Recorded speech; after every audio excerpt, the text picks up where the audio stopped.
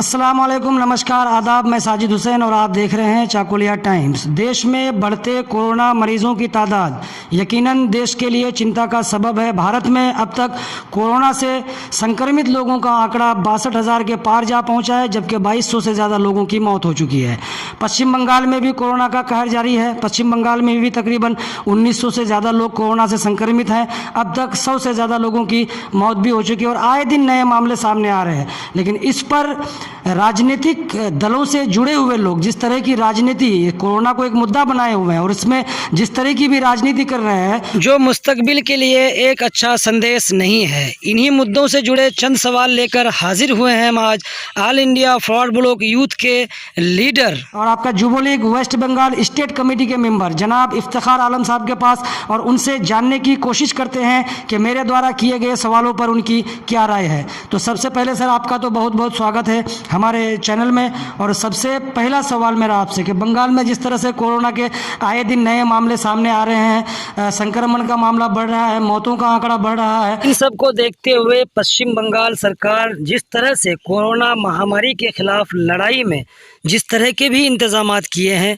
कोविड-19 hospitals की बात करें, क्वारंटाइन सेंटर्स की बात करें, लोगों तक मदद पहुंचाने तक की अगर हम आपसे बात करें, तो आपकी नज़र में पश्चिम बंगाल सरकार इन मुद्दों पर कितना खड़ा उतर पाई है?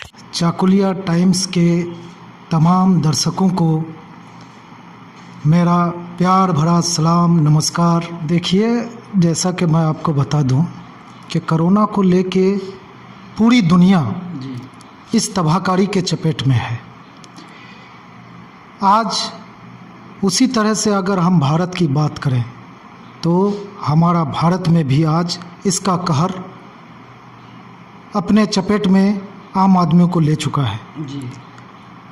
आज जितने भी स्टेट, हिंदुस्तान के जितने भी स्टेट हैं, इन तमाम स्टेटों में आहिस्ता आहिस्ता पेशेंटों की संख्या बढ़ती जा रही है। इसकी अगर ख़ास वजह हम बताएं आपको तो हम यूँ कहेंगे कि भारत की जो सरकार है, सेंट्रल गवर्नमेंट, अगर इसको साइंटिफिक वे में कदम उठाती कि कोरोना से लड़ना है, उसके लिए सही व्यवस्था अगर सही टाइम में ले लेती तो आज इतना बड़ा कहर पूरे देश में नहीं होता। आज आप देख रहे हैं, उसी तरह से मैं अपने राज्यों को ले लूं, पश्चिम बंगाल में भी आज जिस तरह से पेशेंट बढ़ रहे हैं, ये बहुत चिंता का विषय है। अपने आप में एक दुखद खबर है जी, बहुत ज़्यादा चिंता का विषय है।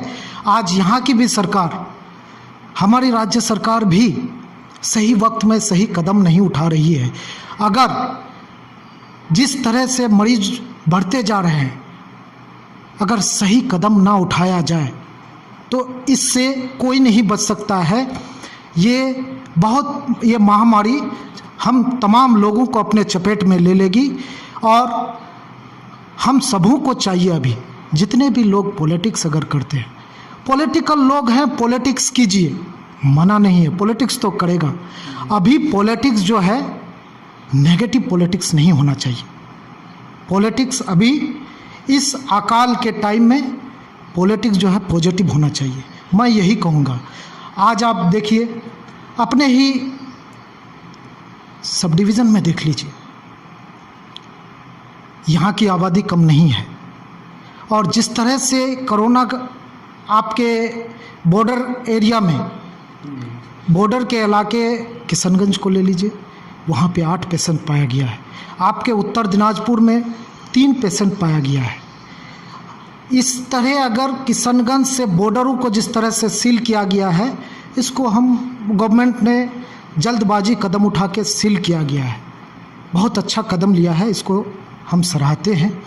लेकिन जिस तरह से सील किया गया है, ये भी चिंता का विषय है कि सील ज़रा मजबूती से करना चाहिए। अगर आदमी उससे आना जाना करते ही रहे तो सील करने का मतलब नहीं होता है।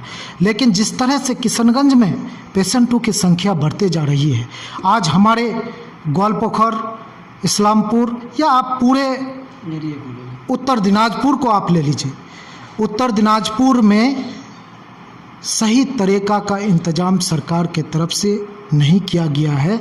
सिर्फ सैनिटाइजर और मास्क लगाने से कोरोना चले जाएगी? नहीं। उसके लिए जब अभी पेशेंट का बढ़ते जा रहा है, उसके लिए कोविड का सेंटर होना चाहिए, आइसोलेशन सेंटर बढ़ाया जाए। इस तरह जल्द से जल्द स्टेप प्रशासन जिस तरह कर रही है, गवर्नमेंट कर रही है, उससे संतुष्ट तो नहीं है। संतुष्ट क्या कहेंगे हम, संतुष्ट इससे ज़्यादा करें तो अच्छा होगा। आप चाकुलिया के लिए कम से कम 2, 3, 4 आइसोलेशन सेंटर अभी होना ज़रूरी है। अगर नहीं हो पा रहा है, तमाम फैसिलिटी को जल्द से जल्द चाकुलिया और इस्लामपुर के लिए करना होगा, क्योंकि बॉर्डर एरिया में जो है वो फैल रहा है। उससे इधर अगर संक्रमण बढ़ने लगा तो आप संभाल नहीं पाएंगे, उस वक्त क्या कीजिएगा। इसलिए अभी तो जल्द से जल्द जो है सरकार को कदम उठा के इन सारे इलाकों में जो अभी कोविड सेंटर नहीं किया गया है, आइसोलेशन कैंप नहीं बनाया गया है, इन सारे इलाकों में जल्द से जल्द बनाएं। इससे जो है आप कोरोना से लड़ सकते हैं। दूसरा सवाल मेरा आपसे कि माइग्रेंट लेबर्स जो बाहर फंसे हुए हैं, उनको लेके भी काफ़ी राजनीति हमारे इलाके में देखने को मिली है, तो उस पर भी हम आपसे एक सवाल करना ज़रूरी समझते हैं। चाकुलिया के एमएलए साहब अली इमरान रम्ज़ साहब, वो अभी एमएलए हैं, तकरीबन 11-12 साल से हैं। वो लॉकडाउन की वजह से कोलकाता में फंसे हुए हैं, या वो वहीं पे हैं जो नियम और कानून है लॉकडाउन को उसको फॉलो करते हुए, जो उनका कहना है, या आप उनके पार्टी के आपका भी कहना है कि लॉकडाउन को फॉलो करते हुए वहाँ पर है और वो वहीं से जो है लोगों की मदद करते हैं। और एक बात ये भी आ जाती है सर कि ओपोजिशन का लीडर अली इमरान रम्ज़ साहब ओपोजिशन का लीडर है, वो कर क्या सकते हैं? इस तरह अगर आप बोल के निकल जाइएगा तो ये भी नहीं होगा। मैं ये कहना चाहूँगा, बाहर फंसे हुए लोगों के लिए उन्होंने व्हाट्सएप नंबर जारी किया, वहाँ से व्हाट्सएप के माध्यम से बाहर फंसे हुए लोगों के आंकड़े उन्होंने इकट्ठे किए। अभी उनका एक वीडियो आया था, उनमें 27,000 प्लस के आंकड़े की बात कर रहा था, जबकि लोगों की ये शिकायत है कि हमारे विधायक जी हमारे व्हाट्सएप मैसेज को देखे तक भी नहीं है। तो लोगों को झूठी दिलासा देने से क्या होगा सर? देखिए, मैं बता दूं कि जो माइग्रेंट लेबरों का जो हाल है पूरे देश में बहुत ख़राब है। केंद्र से लेकर राज्य तक माइग्रेंट्स लेबर को लेकर ही राजनीति ज़्यादा अभी चल रही है, बहुत ज़्यादा खराब है जी। जब लेबर पैदल निकलना शुरू कर दिए घर जगह पे, तो सेंट्रल गवर्नमेंट इस हाहाकार में लॉकडाउन करके जो लेबरों के साथ ये मुसीबत की घड़ी में लेबर खुद ब खुद निकलने लगे, पैदल चलने लगे, चल के घरों को आने लगे। इससे बहुत तकलीफ़ लेबरों को सहना पड़ा है। इसको देखते हुए गवर्नमेंट ने लेबरों को भेजने का जब व्यवस्था कर रही है, तब जाके और कुछ राज्य सरकार जैसा कि झारखंड कहें और राज्य सरकार है, उन लोगों ने सेंट्रल गवर्नमेंट से बातचीत करके, रेल मंत्रालय से बातचीत करके कैसे लेबरों को लाया जाए, उसके लिए पूरी कोशिश की। हमारी पश्चिम बंगाल की सरकार भी मैंने चाही कि लेबर को लाया जाए, उसके लिए नोटिफिकेशन भी जारी किया था। लेकिन अगर आप बाहर से लेबरों को लेके आइएगा तो उसके लिए सटीक जानकारी कि कितना लेबर पश्चिम बंगाल से कहाँ कहाँ फंसा हुआ है, उसकी जानकारी अगर आपको नहीं हो तो सेंट्रल गवर्नमेंट से किस विषय पे आप जो है डिमांड कीजिएगा कि मेरे लेबर यहाँ हैं, मेरे लेबर वहाँ हैं, इस डिस्ट्रिक्ट से इतना है। तो इसी बीच में राज्य सरकार भी अपने तय से कलेक्शन किया है कहाँ कितने लेबर हैं, लेकिन उत्तर दिनाजपुर का सटीक जानकारी हमारे प्रशासनों के पास नहीं इकट्ठा कर पाई थी, कोई कारण होगा। इसी बीच में एमएलए साहब ने व्हाट्सएप नंबर दिया, उससे जारी करके तमाम लेबरों से रिक्वेस्ट किया कि आप लोग अपना जहां हैं एड्रेस दीजिए, कहां के हैं। ये एक प्रोसेस चला जिसमें पूरे हिंदुस्तान से लगभग 27,000 लेबर, 27,000 प्लस कुछ का आंकड़ा बताया उन्होंने। जी, 27,000 लेबर एमएलए साहब अली इमरान रम्ज़ साहब के पास अपना SMS के जरिया भेजें। उसके बाद 22,000 समथिंग लेबर आपके उत्तर दिनाजपुर जिला का है और 5,000 समथिंग उत्तर दिनाजपुर के बाहरी इलाकों से है, जिन्होंने यह आस्था रखा कि MLA साहब जो है जाके गवर्नमेंट को मेरा रिकॉर्ड देंगे कि हम यहाँ से फंसे हुए। तो इसमें बुराई क्या है? इसमें बुराई की तो कोई बात नहीं है। जो काम प्रशासन को करना चाहिए, जो काम गवर्नमेंट को करना चाहिए, अपोजिशन का MLA होके अगर वो जल्दबाजी में करके या सरकार ही के मदद करने के लिए, तो वो क्या है? इसमें तो कोई बुराई नहीं दिखाई दे रही है हमको। उसके बाद आपके इलाकाई MLA अली इमरान रम साहब वो तमाम 27,000 लिस्टों को ले आके राज्य सरकार को जमा किया है। आप अगर देखेंगे तो अली इमरान रम साहब अपोजिशन के नेता के तौर पे वो सारी लड़ाई जो है, एक अपोजिशन का नेता का जो जिम्मेदारी होता है वो बखूबी निभाते हैं। जब वो बखूबी अपना जिम्मेदारी निभाते हैं तो राज्य सरकार की जिम्मेदारी बढ़ जाती है। अब चाहिए राज्य सरकार को कि किस तरह से लेबरों को उसके घर तक पहुंचाया जाए। और उम्मीद है, आप कह रहे हैं कि लिस्ट जमा नहीं हुआ है या जो भी हुआ है, जो भी बोलते हैं उससे पे हम बहस या उस पर हम नहीं जाना चाहेंगे, लेकिन हम ये उम्मीद ज़रूर करते हैं कि 2-4 दिन के अंदर देखिएगा कि आपके उत्तर दिनाजपुर में भी लेबर आना शुरू हो जाएंगे। लेकिन लेबर जब उत्तर दिनाजपुर में भी आना शुरू हो जाएगा तो एक खतरा और भी बढ़ जाएगा कि लेबर आने से बीमारी का संक्रमण बीमारी बढ़ सकता है। इसके लिए सरकार से अपील करेंगे कि तमाम जो भी लेबर जिस जगह पे भी पहुंचेंगे उसको क्वारंटाइन करने का व्यवस्था किया जाए। क्वारंटाइन करके उसके बाद जो है उसके घरों तक जा पहुंचे, तब जो है ये कहीं अच्छा होगा। एक सवाल सर मेरा आपसे और कि हमारे ग्वालपोखर के लोग अपना कीमती वोट देकर यहाँ से एक सांसद चुनकर केंद्र की मोदी सरकार को भी देते हैं, लेकिन आज इस स्थिति में वो कहीं नज़र नहीं आती है हमारी MP साहिबा। ना लोगों के जहन में ये बात है, लोगों के दिमाग में भी ये बात नहीं कि हमारे यहाँ से कोई सांसद भी है। उनके बारे में आप क्या कहेंगे? देखिए,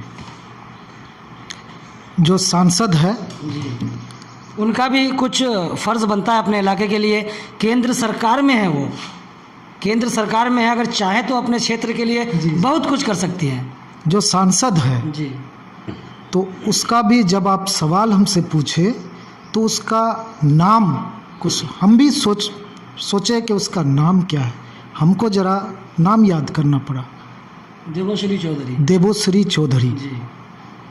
ये देवोश्री चौधरी का खुशकिस्मती समझिए या यहाँ के अवाम का जो है बदकिस्मती समझिए कि आज सेंट्रल गवर्नमेंट में देवोश्री चौधरी एक मिनिस्टर है। आज अगर आप जायजा लें तो पूरे पश्चिम बंगाल से सबसे ज़्यादा लेबर अगर अलग अलग राज्यों में फंसे हुए हैं तो वो आपका उत्तर दिनाजपुर से है, ये डाटा कह रही है। आज देवोश्री चौधरी इलाके में दिखाई नहीं दे रही है और उन लोगों के लिए वो अगर चाहती तो तमाम प्रशासन से बात करके तमाम लेबरों का जो है एड्रेस या रिकॉर्ड लेके वो सेंट्रल गवर्नमेंट के पास जाके ये कहती कि हमारे कंस्टिट्यूंसी के कम से कम कंस्टिट्यूंसी के लेबर के लिए मैं बोलूँगा कि कंस्टिट्यूंसी का जो लेबर है जो फंसे हुए हैं उनको जल्द से जल्द घर पहुंचाने का काम किया जाए। लेकिन वो एक भी बात या एक भी काम इस इलाकाई लोगों के लिए नहीं कर रही है। सेंट्रल मिनिस्टर बन के बैठी हुई है, यहाँ की सांसद बन के बैठी हुई है। इसलिए मैं शुरू ही में कह दिया कि उसकी खुशकिस्मती यहाँ का MP बनना या अवाम की बदकिस्मती रही है। इसलिए कि जब आप देखते कि 2014 में जब इलेक्शन हुआ तो लोगों को किस तरह से सरकार, ये जो सरकार में है मोदी सरकार, तरह तरह के बहलावा में ये कर देंगे, मैनिफेस्टो उसका देखे था ना, सबसे ज़्यादा जो चलने वाला इशू था वो 15 लाख का मामला गरीबों को लेके, और पूरे देश में लोगों को एक्सप्लॉइट करके, गरीबों को हवाई जहाज़ का सफ़र जी, गरीबों को, हिंदू मुस्लिम को जात पात के नाम पे एक्सप्लॉइट करके पूरे देश को बंटवारा करने का काम किया। उसके बाद में नोटबंदी जो मोदी सरकार की है, ये प्री प्लान साजिश थी। ये इस बात को इसलिए मैं कहना चाहता हूँ कि नोटबंदी करके आप जब 2014 में मोदी सरकार आए, ये 14 और 15 के बीच में पूरे हिंदुस्तान का बैंक का दौलिया निकाल के रख दिया था। पूरे हिंदुस्तान के बैंकों को ये लोग नचोड़ के, तमाम बीजेपी के नेता मंत्री, यहाँ तक के गवर्नमेंट के जो लोग थे, सभी लोग हिंदुस्तान को नोच के खा लिया था। बैंक बंद होने के कगार पे था। लोगों को, गरीबों को तुरंत एक ऑर्डर जारी करके कहता है कि जनधन योजना का खाता खोलो। ये जनधन योजना का खाता खुलवा के 2016 में नोटबंदी करता है, और नोटबंदी करके तमाम गरीबों का जो पैसा है उसको बैंक में लेके जाता है। उसके बाद जो पैसा जमा होता है, कोई कालाधन नहीं है, कुछ नहीं हुआ, कोई फ़ायदा नहीं हुआ। गरीबों का पैसा जाके ये 3 साल बैंक चला। उसके बाद जो है 2019 में इलेक्शन, उसी वाहवाही का नतीजा ये है कि उत्तर दिनाजपुर के लोग देवश्री चौधरी को जिता के जो है सांसद बना के भेजी है। आज वो लोग भी जो रात दिन मेहनत करके अपने भाइयों के साथ लड़ाई झगड़ा अलग अलग की बात करके देवश्री चौधरी को जिता के भेजे हैं, उनके भी लोग फंसे हुए हैं बाहर। आज वो खबर, वो लोग भी अफसोस करते होंगे, मैं दावा के साथ कहता हूं कि वो लोग भी अफसोस करते होंगे। आज इलेक्शन कर दिया जाए तो देवश्री चौधरी का नामो निशान लेने वाला आदमी नहीं होगा। आज आदमी समझ रहा है कि एक बाहरी आदमी को आप तुरंत इतना प्यार और मोहब्बत, और एक बात आप बोले कि उसका नाम इलाके में नहीं ले रहा है, इसका वजह यह है कि लोगों का जब विश्वास आपके ऊपर होगा तब आप पे सवाल उठाएगा, आपसे कुछ मांगेगा, आपसे करने को कहेगा। उस पर विश्वास नहीं है देवश्री चौधरी पे, यहाँ के लोगों को, यहाँ के अवाम को, कि ये कुछ कर पाएगी, इसलिए उसके बारे में कोई सवाल भी नहीं करता है, कोई पूछता भी नहीं है। यही एक वजह रही है।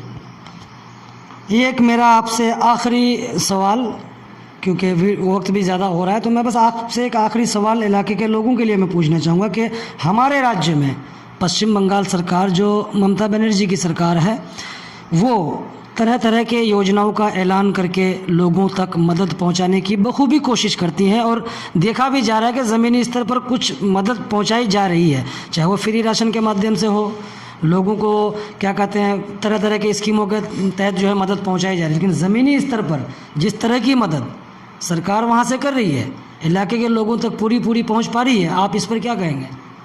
देखिए, अभी जो कोरोना के लिए जो इंतजामात करने चाहिए उस पे ज़्यादा जोर देने की ज़रूरत है सरकार को। आज राशन दे रहे हैं, स्कीम बना रहे हैं, फ्री जो भी दे रहे हैं, वो ठीक है, वो सेकेंडरी है। कोरोना से लड़ने के लिए जो इंतजामात पहले मजबूती से करना होगा, उस पे सरकार जो है, सरकार सेकंड में रखा है उसको। और रिलीफ तो ये डिस्ट्रीब्यूशन, वो डिस्ट्रीब्यूशन, लोगों को पहुंचाना, ये राजनीति को जो है ज़्यादा बढ़ावा देने का काम जो सरकार कर रही है। गरीब लोगों के लिए सर भूख भी एक बहुत बड़ी समस्या है। वो ठीक है, सबसे पहले उसको दें, उसके बाद ये राशन तो पहले से दिया जा रहा था, इसमें इतना प्रचार करने की ज़रूरत क्या है कि राशन दे रहे हैं, ये दे रहे हैं। अभी ज़रूरत है लोगों को, और सरकार में है, सरकार काम करने के लिए बने हैं। लेकिन समस्या क्या हो जाता है जानते हैं? समस्या ये हो जाता है कि कोई भी सरकार बनने के बाद सरकार बनने के बाद वो अगला 5 साल में किस तरह से मेरी पार्टी जीते, इस काम में जो झुक जाता है ना, इसलिए प्रचार करना पड़ता है और लोगों को इतना लाभ नहीं होता है। आज आप पश्चिम बंगाल की सरकार को ले लीजिए, 2011 से कितने सारे स्कीम, बहुत सारे स्कीम लाए हैं। इतने स्कीम कि आप गिन नहीं पाइएगा, महीने में एक स्कीम होता है। स्कीम करना गलत नहीं है, सरकार अगर लोगों के लिए स्कीम कर रही है तो अच्छी बात है, लेकिन वो स्कीम कितना तक लोगों के पास पहुंच रहा है, कितना सही तरीका से मिल पा रहा है, इसमें संदेह है। लोगों को सही से नहीं मिल रहा है। ये अगर आप ज़रा गौर कीजिएगा, ग्रामीण, हम लोग तो ग्रामीण इलाके में हैं, जगह ब जगह पे स्कीमों का ज़्यादा प्रचार होता है और ये सरकार, ये स्कीम में जो करप्शन हो रहा है, ये सरकार चाहती है कि करप्शन हो। वजह क्या है जानते हैं? वजह सिर्फ इतना है, सरकार चाह के भी करप्शन के खिलाफ कोई स्टेप नहीं लेगा। ये सरकार चाह रही है स्कीम बनाओ, करप्शन करो। करप्शन सरकार ही नहीं करती है, ये करप्शन आहिस्ता आहिस्ता नीचे लेवल पे आ जाता है। आप गौर कीजिएगा, नौजवान लोग इस करप्शन में मुलविस हो जाते हैं। तमाम जगह पे सही तरीक़ा से ये जितना भी स्कीम होगा उसका करप्शन ज़्यादा होगा, और जब ये करप्शन बढ़ता बढ़ता तमाम नौजवान को रोज़गार से जुड़ जाता है मामला, कुछ लोगों का रोज़गार से, करप्शन रोज़गारों से जुड़ जाता है, तो आने वाले इलेक्शनों में जो सरकार की पार्टी होती है उसको बहुत ज़्यादा लाभ होता है। वही लोग जो है फिर से दोबारा उसको सत्ता में लाने के लिए भरपूर कोशिश करती है। ये हकीकत है, जिसके वजह से सरकार तरह तरह का स्कीम करती है। स्कीम करके लोगों तक कितना पहुंचा, या लोग लाभवान तो होता है लेकिन 50% से भी बिलो, 90% तक हो, लेकिन करप्शन का पूरी 60% करप्शन में ये इससे चले जाता है। तो मैं यही कहूँगा कि स्कीम का सही यूटिलाइज हो, करप्शन कम हो, और करप्शन जिस तरह से बढ़ रहा है तो करप्शन को रोकने का इंतज़ाम सरकार को करनी चाहिए। और साथ ही साथ जो ये कोरोना महामारी है इसको सरकार को गंभीर से लेना चाहिए। मैं भी सरकार से अपील करता हूँ, यहाँ के लोगों से अपील करता हूँ कि आप प्रशासन का भी मदद कीजिए। हम लोगों की भी जिम्मेदारी है, आम आदमी की जिम्मेदारी है। अगर जिस तरह से लोग मदद कर रहे हैं, मदद करते रहें, और ये कोरोना से डरने की ज़रूरत नहीं है। सावधानी बरतेंगे हम लोग, सावधानी बरत के हम लोगों को रहने की ज़रूरत है, और प्रशासन की मदद करना होगा, तब जाके जो है इस कोरोना से हम लोग बच सकते हैं। जी, बहुत बहुत शुक्रिया आपका, आपने हमें अपना कीमती वक्त दिया। तो ये थे All India Forward Bloc youth के लीडर, जुबोलीग वेस्ट बंगाल स्टेट कमेटी के मेंबर जनाब इफ्तिखार आलम साहब, जिनसे हमारी बात हुई। आपने देखा। अगर वीडियो पसंद आए तो लाइक शेयर अवश्य करें, चैनल को सब्सक्राइब कर बेल आइकन को दबाएं। खुदा हाफिज़।